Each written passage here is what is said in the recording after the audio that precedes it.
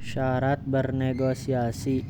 Agar negosiasi yang dilakukan berjalan lancar, pihak yang bernegosiasi hendaknya memperhatikan tindakan-tindakan berikut.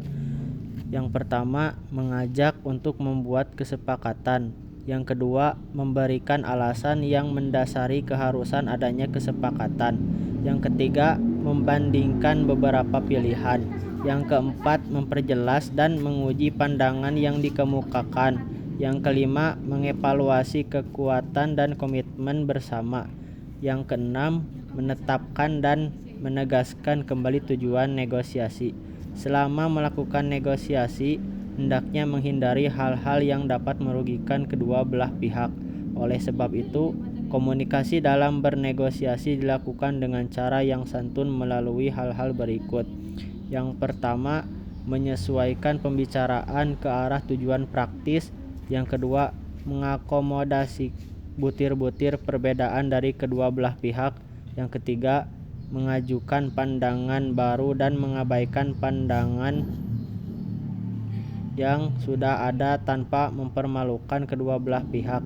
Yang keempat, menentukan tugas dan tanggung jawab masing-masing.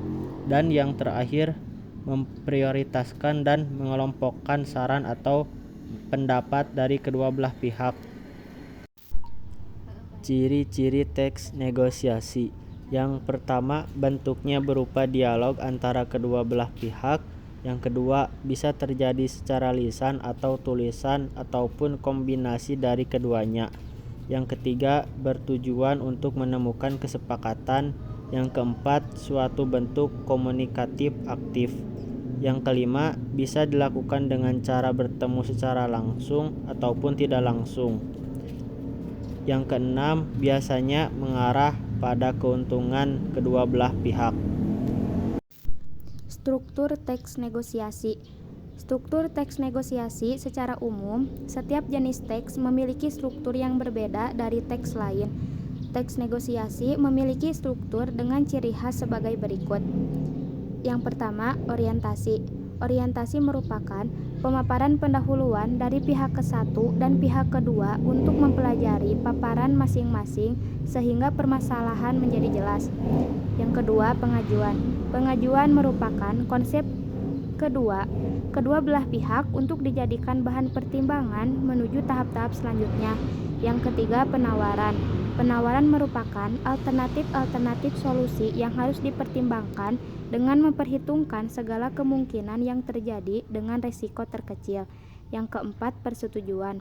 Persetujuan merupakan proses memilih solusi yang tepat dan menguntungkan kedua belah pihak. Yang kelima, penutup. Penutup merupakan simpulan pembicaraan yang final dan disepakati serta agar dijunjung tinggi kedua belah pihak dengan konsekuensi tertentu. Unsur pembangun teks negosiasi. Susunan teks negosiasi terdiri dari unsur-unsur berikut. Yang pertama, melibatkan dua belah pihak atau partisipan. Dalam proses negosiasi, unsur yang paling awal adalah partisipan atau pihak yang memiliki kepentingan. Partisipan penting karena merupakan pihak-pihak yang akan melakukan negosiasi. Kepentingan partisipan biasanya terkait penawaran, permintaan, atau juga proses penyelesaian masalah.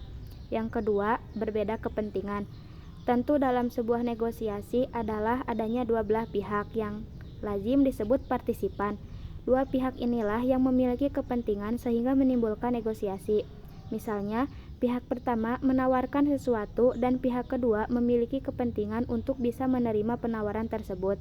Yang ketiga, pengajuan dan penawaran. Apakah yang dimaksud penawaran dalam teks negosiasi? Penawaran atau tawar-menawar adalah proses pertimbangan pada sesuatu yang dinegosiasikan, biasanya berupa jasa atau barang.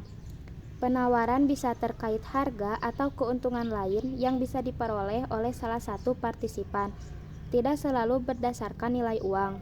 Sedangkan pengajuan bisa berarti sesuatu baik barang dan jasa yang dideskripsikan dengan jelas oleh salah satu partisipan guna memberikan penawaran pada partisipan lain. Yang keempat, kesepakatan. Setelah melalui proses-proses yang telah disebutkan di atas, tahap selanjutnya adalah persetujuan atau kesepakatan antara pihak-pihak yang berkepentingan.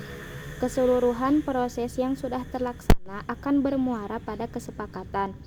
Hal ini juga berarti partisipan satu telah menerima penawaran atau permintaan pihak kedua, dan sebaliknya, pihak kedua pun telah mendapatkan persetujuan akan penawarannya pada pihak pertama.